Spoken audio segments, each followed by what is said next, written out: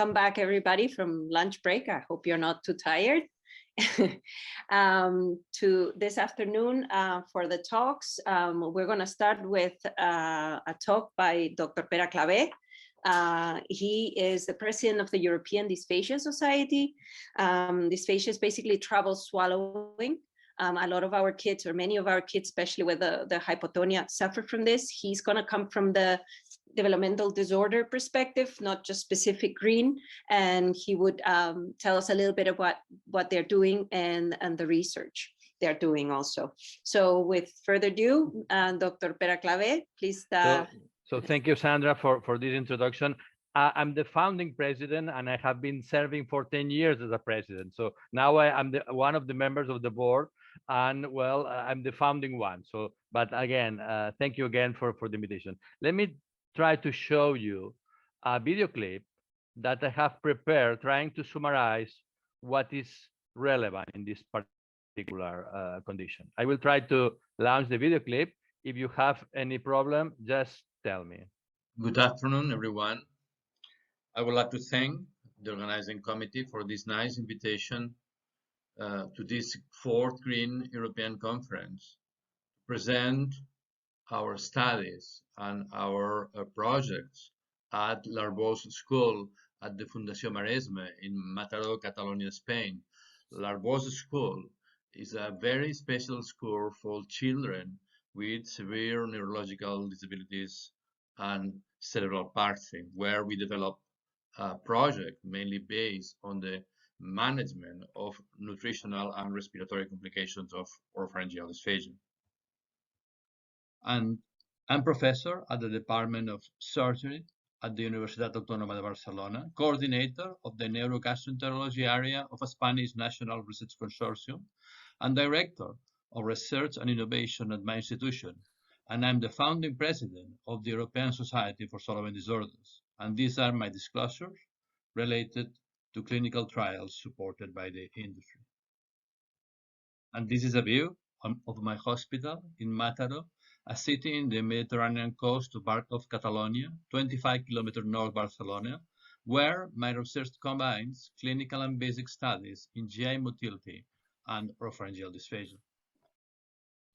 And this is the outline of my presentation. First, I will introduce you on the concept of what is oropharyngeal dysphagia and its main complications. Then, Alicia Costa will present us a study on the assessment of swallowing disorders, nutritional and hydration status, and oral hygiene in students with severe neurological disabilities, including cerebral palsy at l'Arboc School. And finally, Alberto Martin will show us the educational intervention on teachers, caregivers, and family members of this school. What is dysphagia? Dysphagia makes it difficult or impossible to swallow.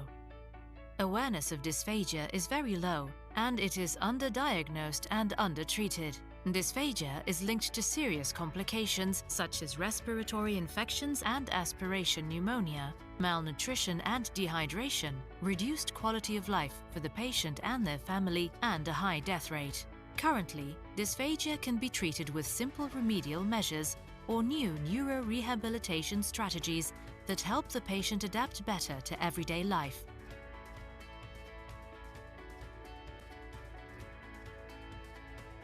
When we ingest food, we chew it, and with the help of saliva and our tongue, we turn it into a food bolus, mass of food. The tongue muscles and palate push the bolus towards the back of the throat. The epiglottis comes down to cover the airway, and the throat muscles push the bolus towards the esophagus, from where it goes to the stomach. Depending on where it occurs, dysphagia can be oropharyngeal, the swallowing difficulty occurs in the mouth or throat, or, less frequently, it can be esophageal, the bolus gets stuck in the esophagus. This video looks only at oropharyngeal dysphagia. Patients may have difficulty swallowing liquids, solids, or both. Treatment must be customized for each case. Why does dysphagia occur? The mouth and throat muscles responsible for swallowing cannot do their job properly. Dysphagia may have physical causes, injuries, tumors, or simply aging, although a common reason is that the brain fails, for neurological or neurodegenerative reasons, to properly give the order to swallow. The tongue muscles may not be strong enough to push the bolus, or the epiglottis may not fully close or may close too late, so part of the bolus ends up in the lungs, resulting in aspiration. In other words, the liquid or solid goes down the airway by mistake. Aspiration can cause a lung infection or even a fatal pneumonia. Another problem is that, as a result of the difficulty in swallowing or the lack of appeal of purees, the patient may experience serious malnutrition. Dysphagia always results in a poor quality of life and being excluded from social life. The most common symptoms of dysphagia are: before swallowing, food falls from the mouth, difficulty chewing, and food retained in the mouth. While swallowing, coughing, croaking, voice change, frequent choking. After swallowing, a sensation of food or drink remaining in the mouth or throat. Oropharyngeal dysphagia prevalence is high among certain groups. 1 in 4 people aged over 70 years living at home. 60% of elderly in care homes. Almost 50% of stroke patients. Most patients with neurological disorders, and patients with throat tumors. For both liquids and solids, oropharyngeal dysphagia and its severity can be confirmed by various diagnostic techniques, some of which are inexpensive and can be performed at the bedside. Other more sophisticated techniques examine brain and pharynx functioning. Different treatments have been developed that cure dysphagia or reduce its more serious consequences. Muscle and peripheral nerve stimulation devices. Neurorehabilitation strategies that directly stimulate areas of the brain that control swallowing. Excellent progress is being made in developing drugs with a stimulation function, inspired by the effects caused by chili and other spicy foods. But the most common and easily administered treatment for oropharyngeal dysphagia is simply adapting the patient's diet. Ensuring that liquids have the right viscosity and solids the right consistency can help the patient swallow more safely and effectively. Adapting the calorie and protein content of each patient's diet and presenting food more attractively can reduce cases of malnutrition.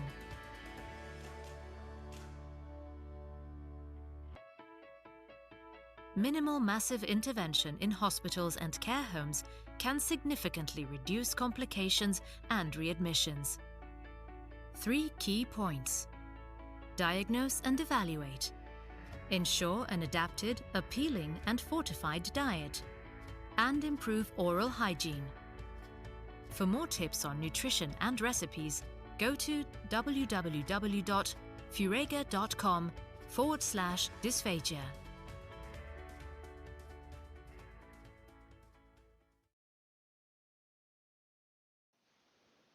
Today, I would like to share with you a research experience focused on the patient, especially a project at Arboc, a school for children with special needs located in Mataro, Spain. These are the different studies that I'm going to present to you and that have been designed for this school. Phase 1, exploratory cross-sectional study, where we assess dysphagia, malnutrition, dehydration and oral health. Phase 2, calculation of nutritional and water needs and design of the intervention, adapted textured diets. Phase 3, educational intervention on teachers, caregivers and family members. Phase 4, intervention on the state of hydration. Phase 5, intervention of nutritional status, which is based mainly on modifying the food of the school catering. And before continuing, let me introduce you the School of Arboc.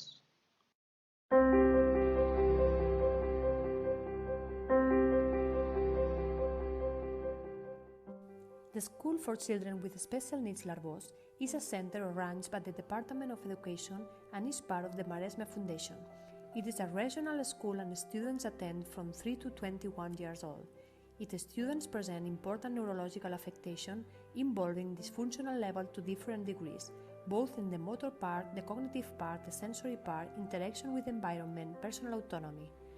We are talking about a student's body with fairly significant multiple disabilities. The main and common objective of all the professionals of the school is the well-being of the students in all areas, in learning, in health and emotionally. And in order to achieve these goals, it is key to be able to work with the students' families.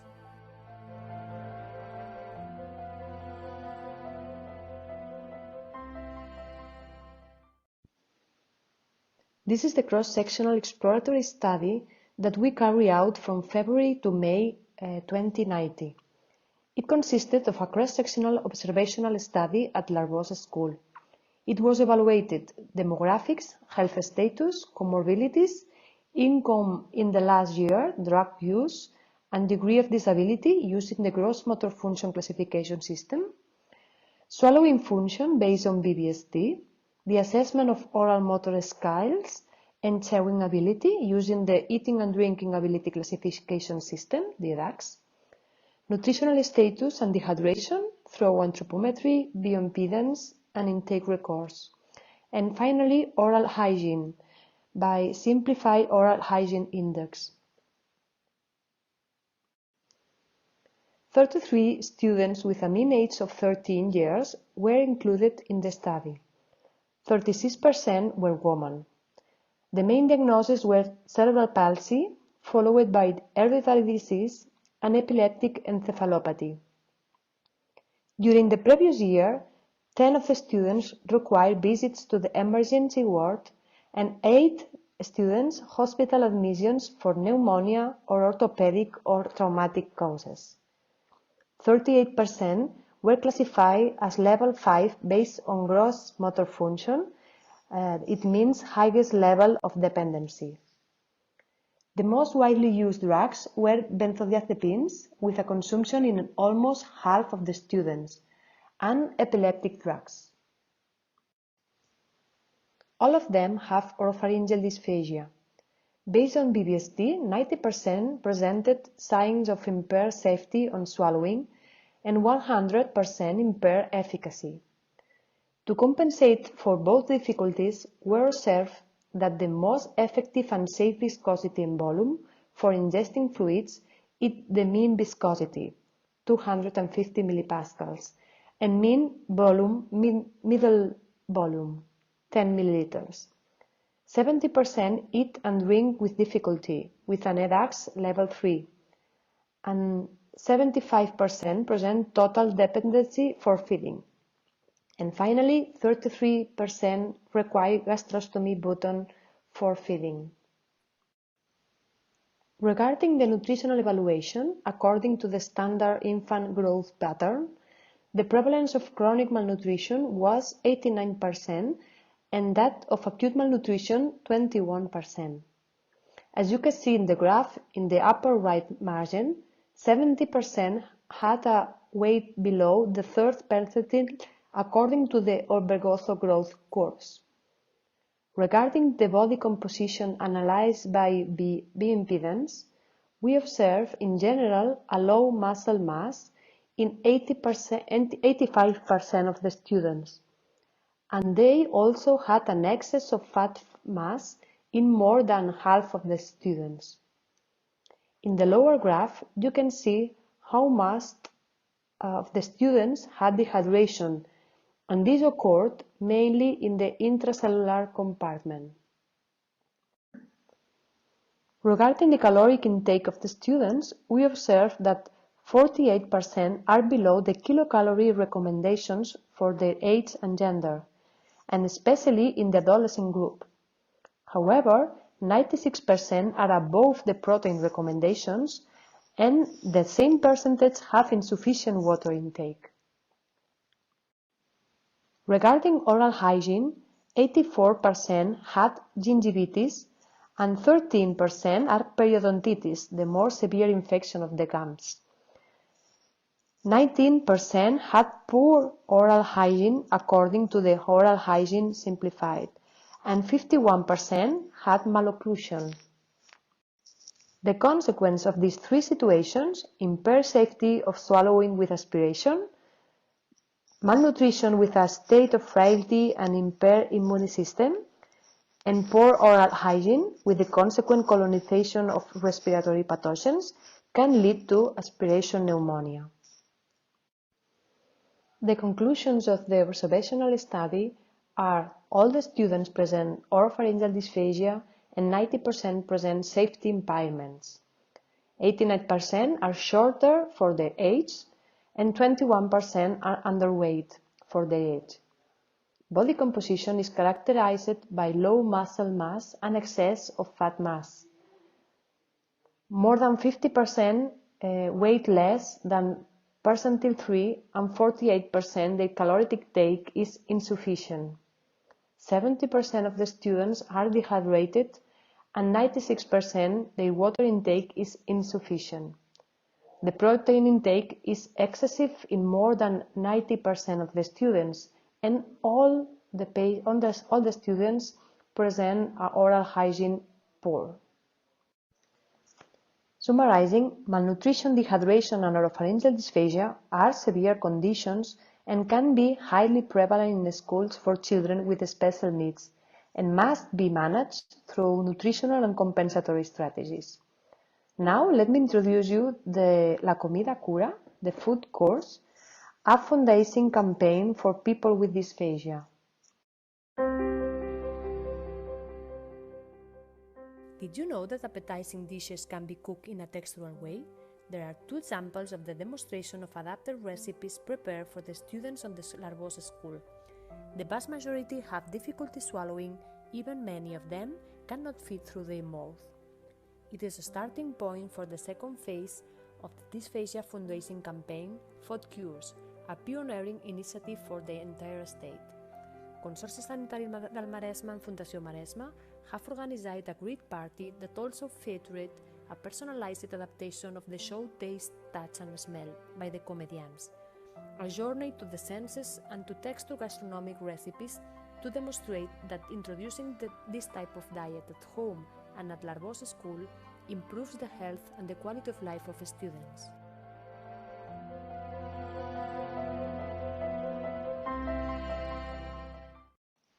Based on these results, we designed the following interventions.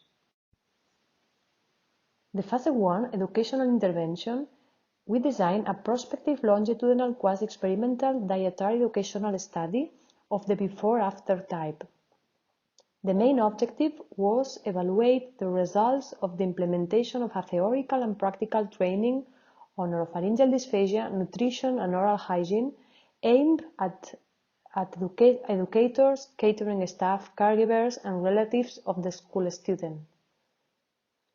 The specific objectives were increased knowledge in the three areas, oropharyngeal dysphagia, malnutrition and oral hygiene, systematize the application of the triple nutritional adaptation by the school's catering company, and finally determine the degree of adherence to the recommendations made during the training during the follow-up.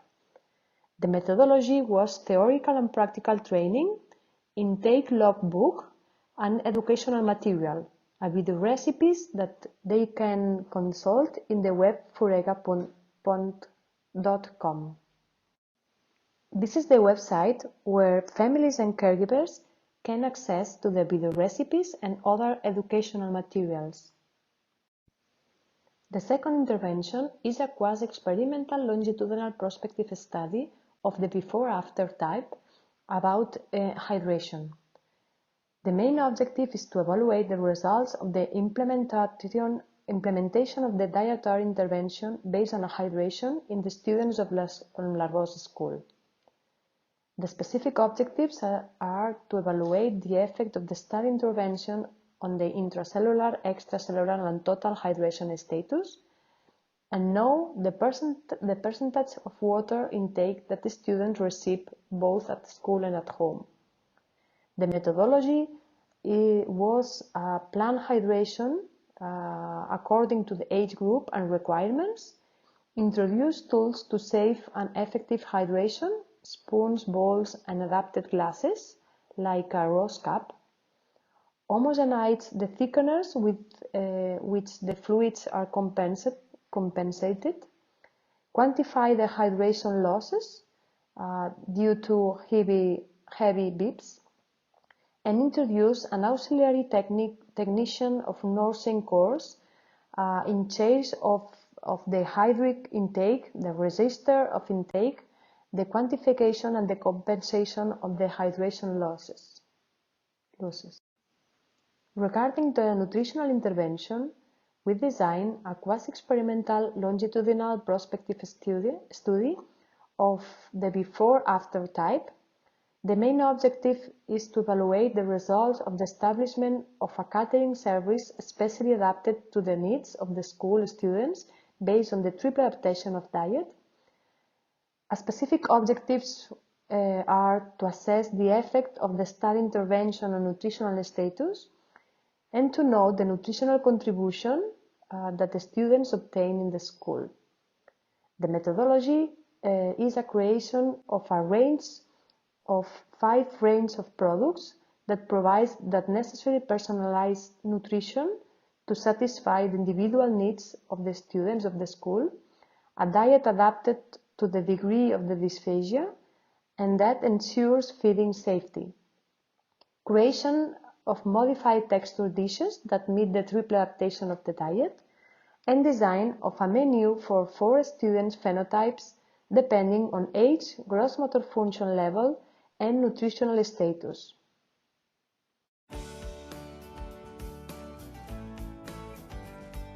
Adapting the patient's diet by altering the texture of solids and the viscosity of liquids can make swallowing safer, and ensuring that the diet is balanced and the dishes are presented attractively can make nutrition more effective. When a patient has difficulty ingesting liquids, to avoid aspiration, quantity and viscosity must be controlled. Proper diagnosis will determine the safest and most suitable quantity and viscosity. The desired viscosity can be obtained by using thickeners. Different types of thickener are available. The most effective thickeners have xanthan gum as the principal ingredient. Although there are many viscosity levels, just 2 levels are currently considered: medium viscosity and high viscosity. Viscosity is calculated in millipascals per second, the same unit used to measure liquid pressure. Medium viscosity has a value of 250 millipascals. High viscosity has a value of 800 millipascals. Medium viscosity liquids can be drunk straight from the glass. One example of a medium viscosity liquid is a drinkable yogurt. High viscosity liquids require a spoon. One example of a high viscosity liquid is Greek-style yogurt.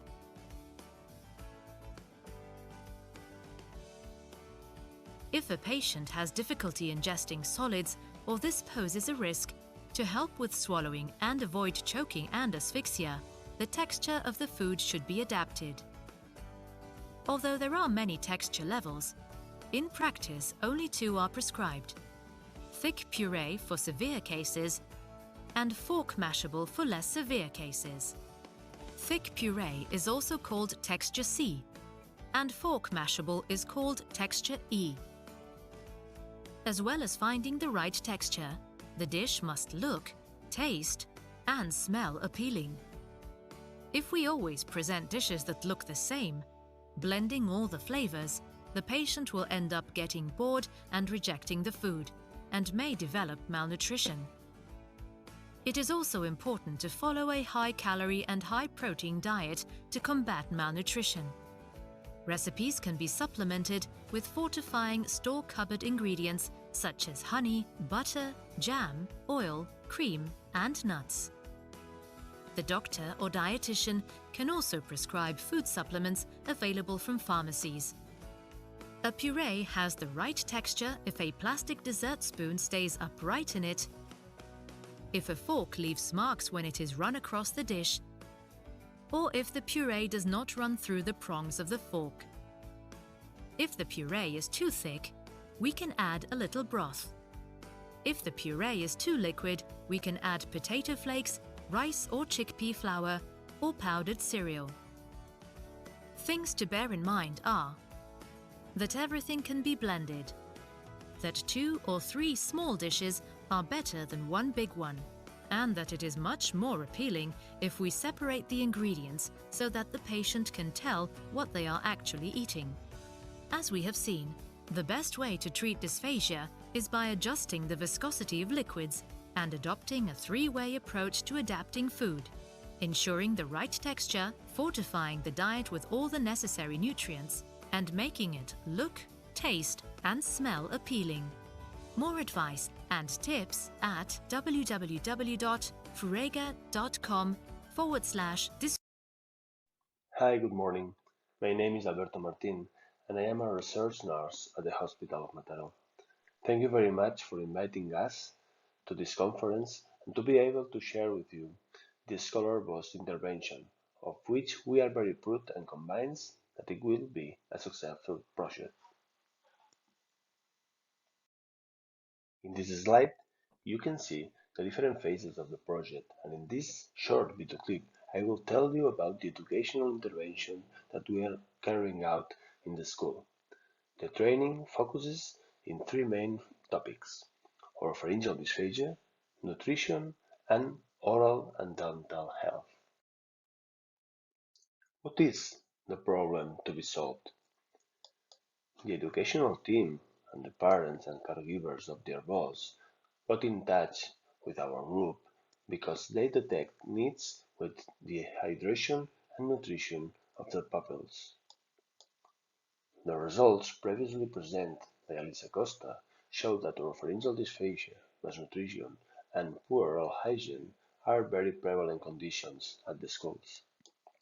And in addition, in a previous survey of those attending the training course, they confirmed that the majority of families and educators consider it is very important and necessary to receive information about the 3 areas of educational intervention, as we said, chewing and swallowing, oral health, and feeding. I show in this slide the dynamics of the course.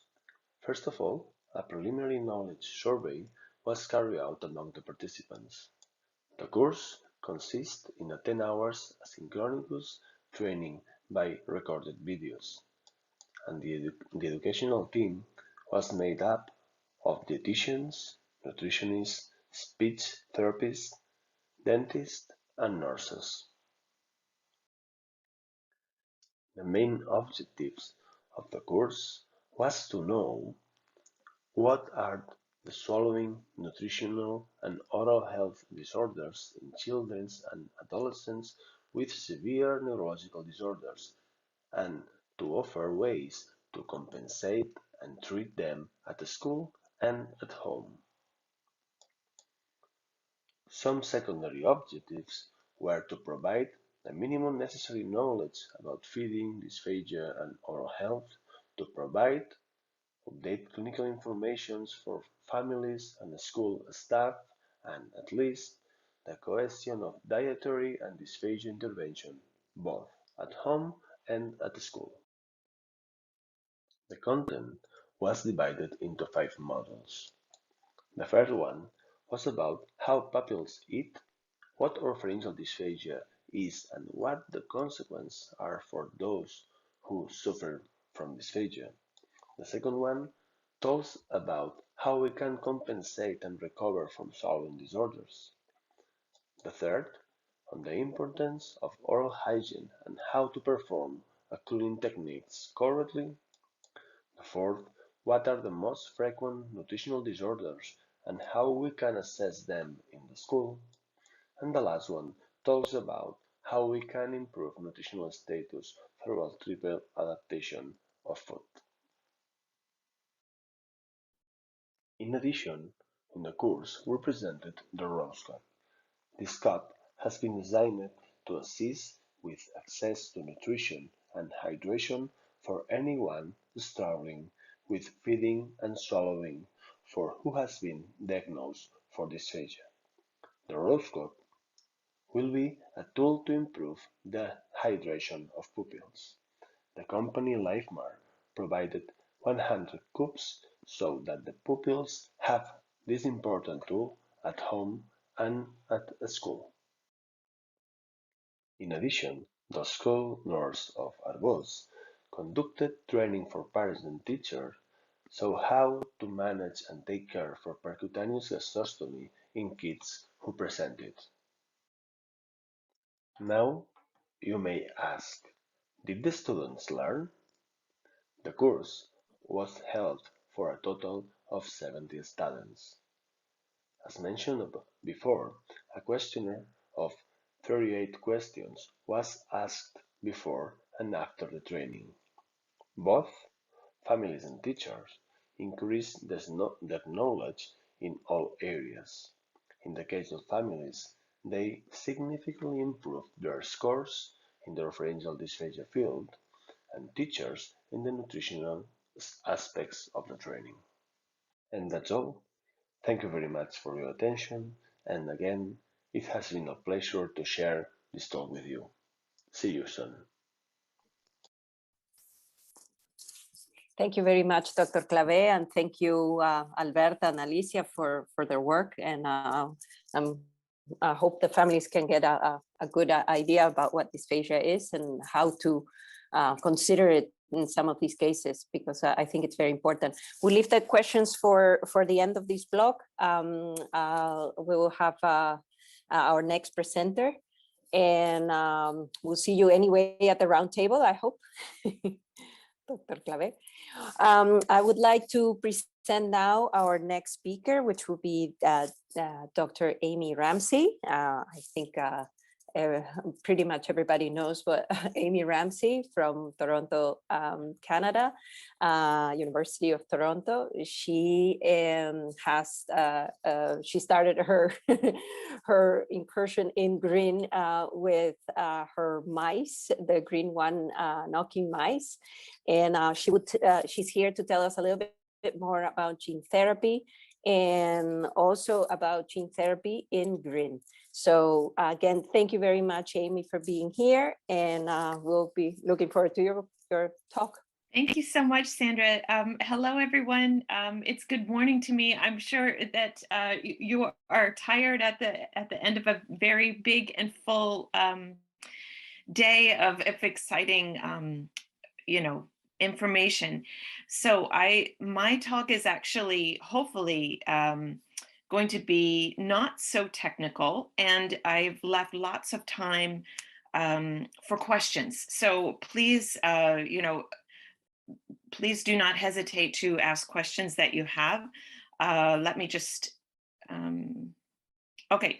This is really a progress report because although we are working towards gene therapies, at this point, I don't have any results to show you, but I'll tell you where we are in the process and explain the path that we're taking for GRIN disorders in particular. So this is a picture of where I work at the University of Toronto in the summertime. Right now it's snowing outside, and I really wish I were in Barcelona with some of you, to be honest. I wanted to acknowledge the wonderful scientists who have actually contributed to these studies and highlight in particular two graduate students. Phoebe Yan is the student who is actually doing the gene therapy experiments, and Megan Sullivan is the graduate student who is studying the GRIN patient variant mice that we have. So I look forward to sharing their results. Hopefully the next time that we meet, I will be able to tell you whether these therapies were effective in the mice or not. And I wanted to start off just by explaining the reason why we thought that a gene therapy approach could work in GRIN disorders. And the first question that we need to answer is whether we can treat a neurodevelopmental disease or not. Because so many important things happen very early in life in terms of the way that the brain is built. And if there's a problem in this developmental aspect, it's not clear whether we will be able to restore or repair the brain's functioning if we were to try a gene therapy in at some point in childhood or even in adulthood. So the study that we did to explore that question was one in mice where we were able to engineer the mice so that we could repair the problem at different stages in development. And this is something that we cannot apply to humans right now. So I'm showing you pictures of what we can do in mice, but we do not have the technology to do these exact same things in humans. However, what I wanted to share with you is that what we were able to do in mice is take a mouse that had very low levels of GRIN1, and then we were able to engineer these animals to increase their levels of GRIN1 mRNA and GRIN1 protein. And we did this in adult mice. So their brain had already formed, and then we restored their gene. And even though we didn't get back to the full levels of GRIN1, we were still able to increase them substantially. And with this substantial increase, we saw improvements in the way that the receptors were working. So, you may have seen a trace like this, which is really showing the function of the receptor to let electricity into the neuron. And we can see that this is reduced when you have low levels of the GRIN1 message and protein, and then it is restored back to what it should be in these animals. And we also did a lot of behavioral studies, and excitingly, these behaviors were improved in the adult mice. So this gives us some belief that if we do a treatment in adult patients or in children that are well beyond birth, that we can still achieve substantial improvements in the way their brain is working and in many different types of behaviors. So this is very encouraging, and it gives us the confidence to go ahead with gene therapy as an approach. So I wanted to first kind of explain the way that NMDA receptors are normally made, and then explain how gene therapy is different from other medicines, like a drug that you might take to treat an illness. So what I wanted to start off by saying is that you probably have already heard this, that the GRIN gene, whether it's GRIN1 or GRIN2A or GRIN2B, GRIN2D, we have two copies of this gene, and they are inherited from the two parents. But at some point in development, for our patients, there is a change in the gene, in one of the copies of the gene. And because there is this change, the protein that is made is different. So this DNA is in every cell of our bodies, but we don't have NMDA receptors in every cell of our bodies. And what determines how much NMDA receptor we have is how much RNA is made. So the cell will make a copy of this gene, and it makes RNA, or what we sometimes will call message, because it is the intermediate that goes between the DNA and the protein.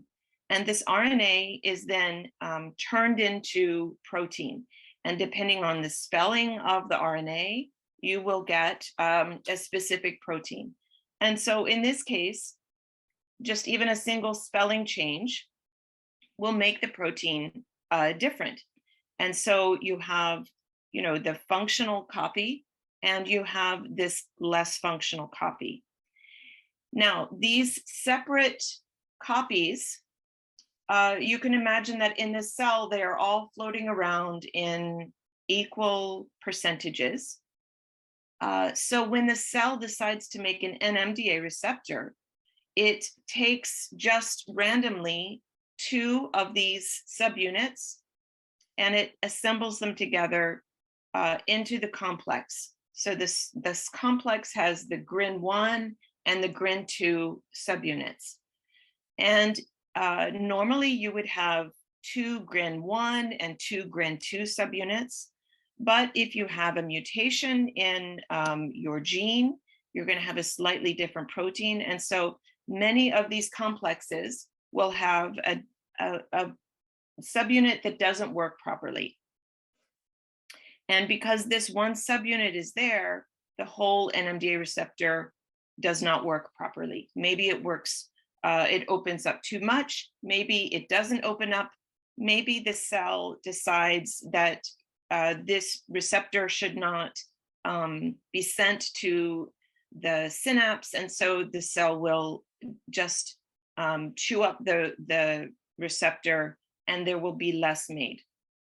The good news is that the patients do have this good copy. So they can make some functional NMDA receptor. It's often that they're just making less of the fully functional receptor and they're making more of this dysfunctional receptor. So what we really want to do is try to have the cell make more of these and less of these. And gene therapy is really trying to target events that happen here or here so that we would have more of this kind of protein and less of this kind of protein. And that would be different from a medicine where usually you are trying to design a chemical that will interact with the protein and will change the way the protein is working.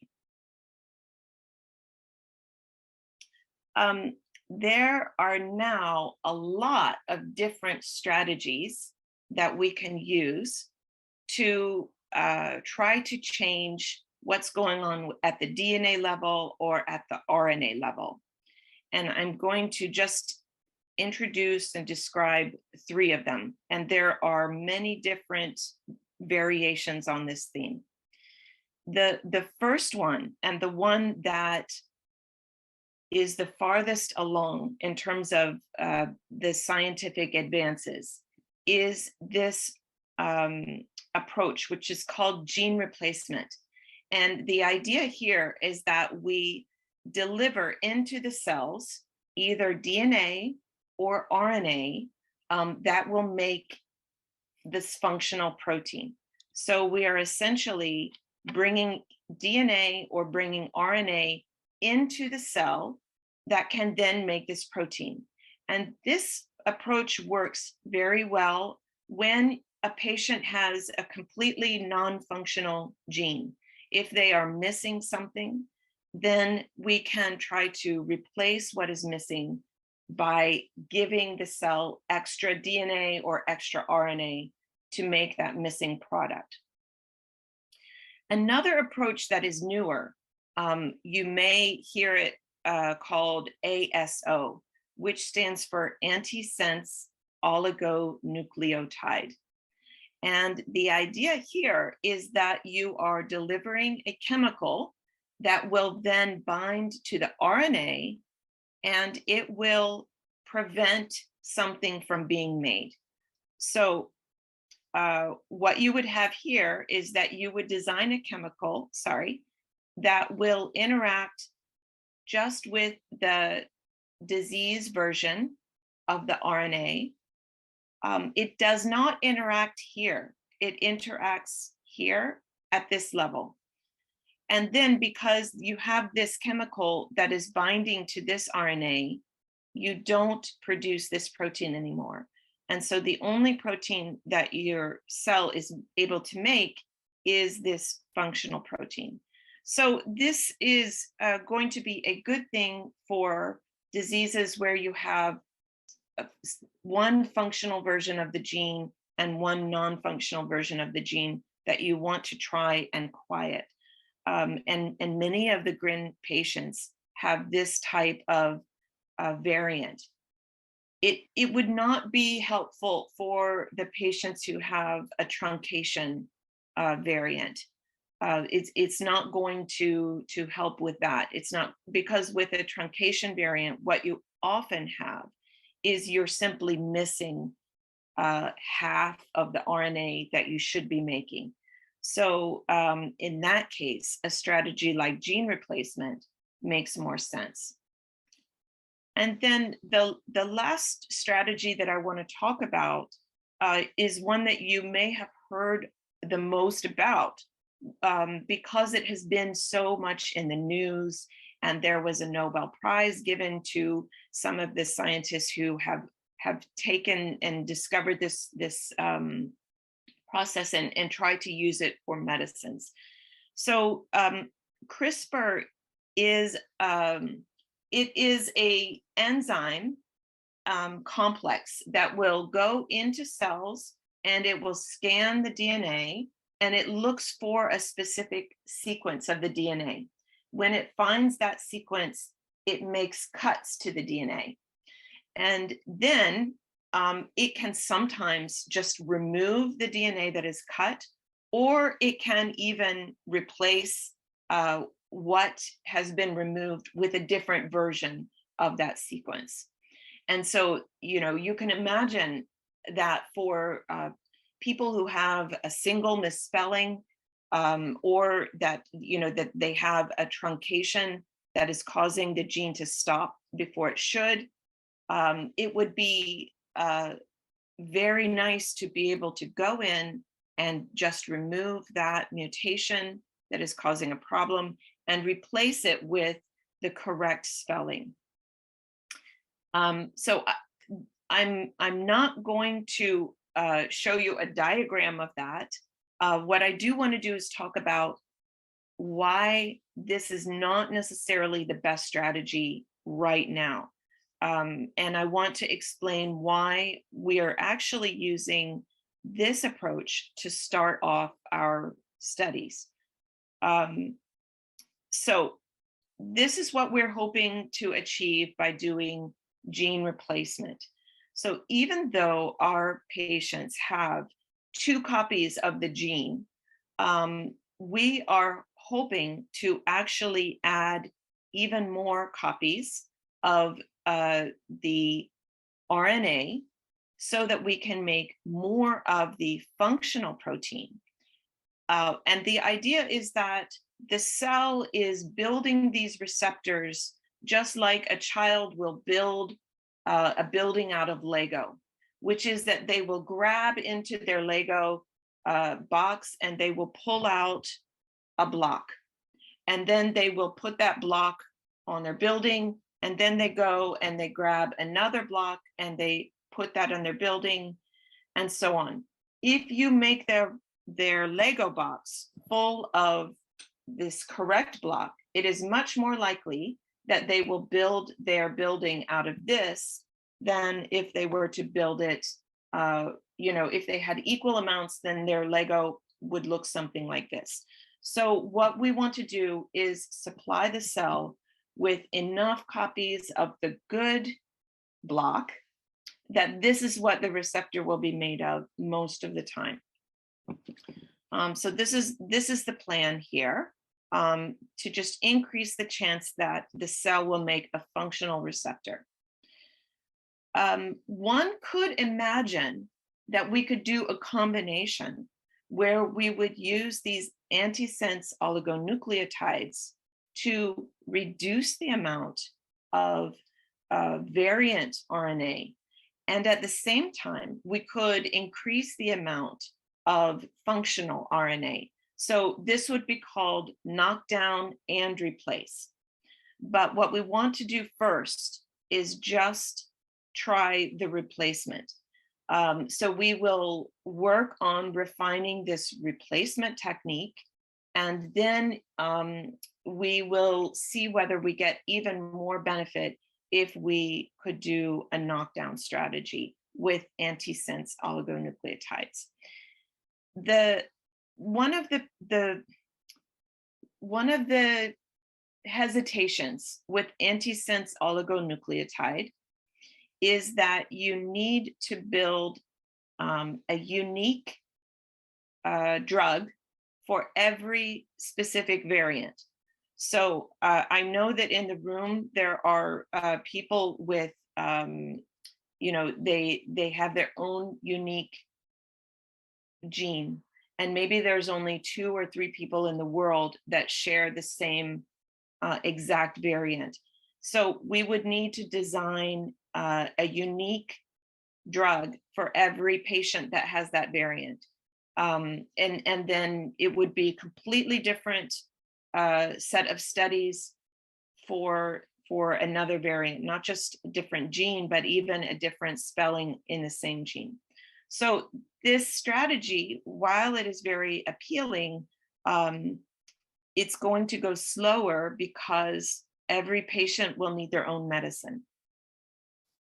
So this is why we will first start with a strategy that could work for patients who have truncation variants and patients who have a missense.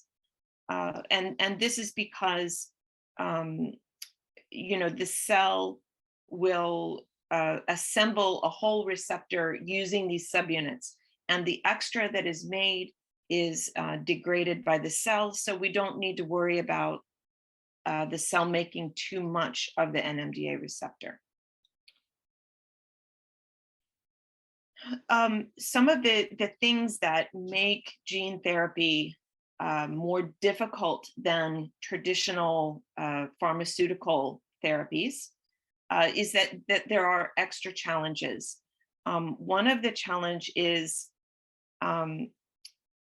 making sure that the genetic material, whether it's DNA or RNA or these antisense oligonucleotides, whatever it is that you're trying to put into the cell, these are large chemicals, these are large molecules, and so they don't go into a cell as easily as a medicine like acetaminophen is able to go into every cell. So we need to have a special delivery mechanism that will bring it into the cell. And we also want to try to deliver it only to the cells that need this machinery.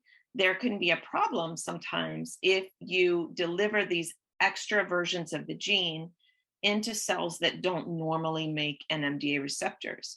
So there's a lot of refinement that is required to make sure that we are delivering this therapy only to the correct cells. There's also a question of how long it will last. Instead of a medicine that you would take every day, this is something that you would want to do maybe once or twice a year. Ideally, you would do it once, and that would be enough for the life of the patient. But it's likely that for the gene therapies that we have right now, these are things that would need to be administered more than once. And so this also brings up the question of, how invasive is the treatment? So there are some gene therapies that could be delivered intravenously, which is not that invasive. There are others that would need to be delivered directly into the brain or into the spinal cord. Those are more invasive procedures. And if this was, once every year, once every 5 years, that would be okay. But if it's once every 3 months, this is a problem. So, so this is something to consider.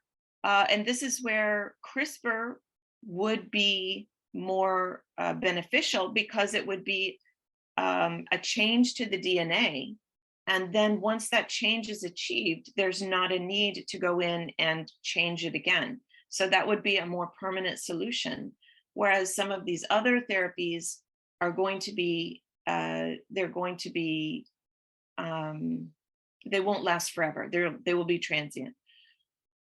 At the same time, the big problem with CRISPR is that you are cutting DNA.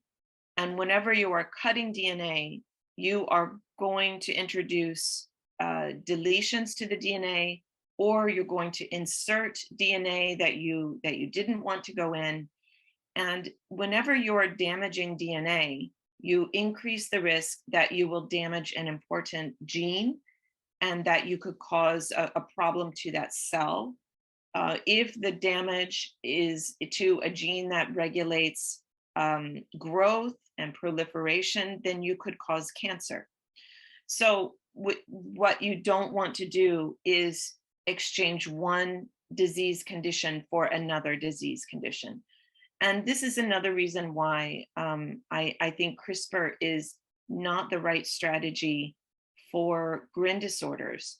At this point in time, the technology is not precise enough to convince me that it would be safe.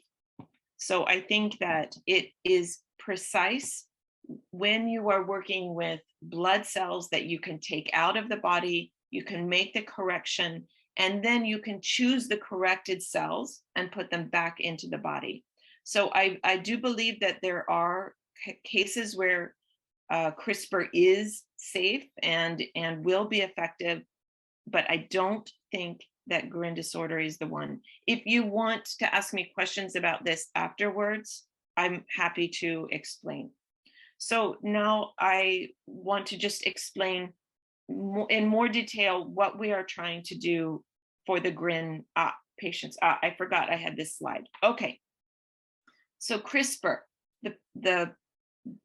the advantage to CRISPR is that it causes a permanent correction of the variant allele to the healthy version. So this would be a lasting beneficial effect. But there are some serious disadvantages. Essentially, CRISPR is better at cutting than it is at repairing. CRISPR was designed by nature as a way to eliminate bad foreign invaders, which would be viruses. And so CRISPR is meant to cut out sequence and eliminate a virus from infecting a cell. We are trying to change CRISPR to become a repair enzyme, but that's not what it was designed to do. So right now, it's going to be much better at cutting than it is at fixing a problem. So if we wanted to remove something completely, I would be more confident that we could achieve this than trying to repair. And CRISPR is not 100% accurate. So it can also cause cuts to happen at other spots in the genome. And as I said before, whenever you're cutting DNA, you are increasing the chance that you will cause a deletion or an insertion. And when you do this, then you're going to have potentially a gene that is broken. And just like with antisense oligonucleotides, CRISPR is very unique to each patient. So you need to design all of the reagents to fix one specific misspelling. And the design that works for one misspelling won't necessarily work for another misspelling. And so every time there needs to be all of that preclinical studies in animal models before we could try and attempt it in humans. So all of those things tell me that the time is not right for CRISPR, and maybe at some point in the future it will be, but for GRIN disorders right now, I really think this is not the right answer. However, I am hopeful that strategies like gene replacement or like antisense oligonucleotides are realistic. The good thing about antisense oligonucleotides is that they don't do anything to the patient's DNA. This is really acting just at the RNA level. And so there are not any permanent changes. The project that we are doing is this gene replacement approach. We are doing this in collaboration with a company in Boston, Massachusetts, called Homology Medicine.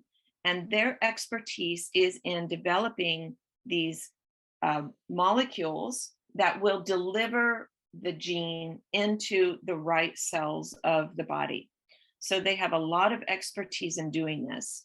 The outside of this drug is actually the shell of a virus, but the inside of this drug is not the virus DNA, but it is the DNA that would make the GRIN1 gene or the GRIN2B gene.